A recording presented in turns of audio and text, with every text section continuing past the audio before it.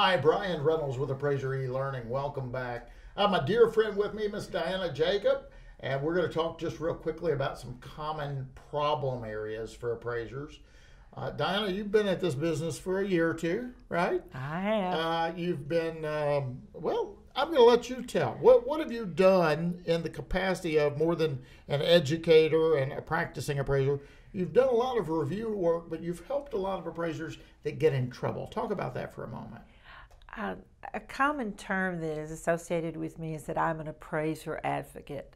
And that's a very true statement, I think, to make when you describe me. I am passionate about what the appraiser does, and as a consequence, appraisers do have, on occasions, complaints or grievances waged against them, and they get into that trouble area and they're not comfortable on how to handle it. So I step in and I say, well, let's just talk it over. Let's see what you did. Let's see what the grievance is. And so I help them negotiate through that process. I've been doing that for quite a while because appraisers are excellent at doing what they do in an isolated format and environment, but they're not generally speakers per se. They're not conversations. So a lot of times they've done the right thing, they've done a good job, but they don't know how to explain what they've done. And when these complaints come in, and often they are from disgruntled people who really are upset because they didn't get the value that they wanted, and the appraisers think, well, now what? What do I do? And they go through that fear process. It's a terrible thing when you have a grievance placed against you. Yeah, you know, the problem is that the basis of the complaint may have no support. It may be a frivolous complaint. And yet these regulatory boards look at the entire report from A to Z. And what's real frustrating, if you're going 55.5 miles per hour in a 55 posted zone, you're breaking the law. Yes. And so the question arises, what if you're doing a half a mile over the USPAP speed limit? What are they going to do to you? You know, I've talked to one friend of mine that's a regulatory board member, and she said, Brian, a lot of times these appraisers come in and they accept agreed orders or consent orders, how many states call them. And she said, if that had come in front of the board, we probably wouldn't have punished them to that degree. Correct. So what's your experience with that? Should folks go ahead and go in front of their board? Should they accept that agreed? I know each case is different, but what's normally your record? Let's take a step back. Somebody gets notified that they have a complaint. What is the first thing they should do? I think the first thing they should do is ask for an extension.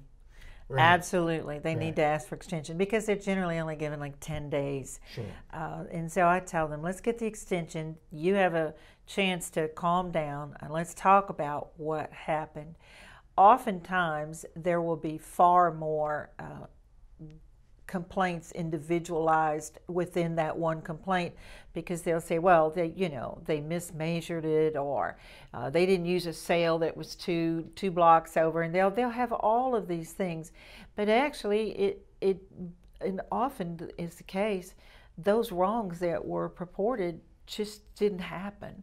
And the appraisers will sometimes agree to it because, quite frankly, they're intimidated and they want it out of the way. And they're saying, if somebody comes to you and says, well, if you'll sign this, I promise we'll put you on a suspended period of time, but you're going to still get to work, and we're going to hide that suspension until you do all of your CE or you pay the fine or whatever. And the appraiser says, so I can keep working and it's not going to get reported. And they'll think, well, yeah. And so they're like, oh, this will go away. Let me pay my fine. Let me say yes. The problem is that stays with you for the rest of your life. There's no time limit on this. Anybody else that would even commit a crime eventually gets to have time when they get to enter back in society, and that's just not an issue. Not with the appraiser, not so. So oftentimes what I will say is, listen, let's take ownership of what you did do wrong, and let's explain how it happened, and then let's go into, did that really affect the value? Was there a burden because I said it was built in 1947 when it was really built in 1950? Did that 3 years really have that much impact? So when we saw mistakes like that, it's not that we're promoting eras, But we also have to recognize every appraisal report, every form report, every residential form report, you have like 450 blanks that have to be answered. You have over 700 decisions that have to be made. So the potential for error is not slight by any means. In fact, it's surprising to me if you wrote one and you didn't have an error in it. So what we try to help the investigators understand and try to reason with the appraiser, what I try to say is let's be practical about this. This was the turnaround time. This was the assignment. These were the conditions on the day the appraiser went and saw the property. Yes, there was an error, and that's a regrettable error, but it's easily corrected. It didn't injure the credibility of the value, and it certainly didn't injure the reliability on the report. Sure. Hey, in closing on this particular topic, if you had to pick maybe the common thread, the top three things that we as appraisers need to kind of step up our game and do a little bit better, what would you say to our viewers are the top three mistakes we as practitioners are making? The very first one is highest and best use. Sure. They will check the box. They understand what highest and best use is, and they've actually gone through that critical reasoning process in their minds, but they've done a poor job of communicating it. And our standards say that we have to summarize our support and rationale. So that's more than just checking the box. Sure. So that's the first one that I would say. Another one I would say would be canned comments that weren't reviewed, and they are left in a report and they spill over, and then all of a sudden you're looking at verbiage that just doesn't relate.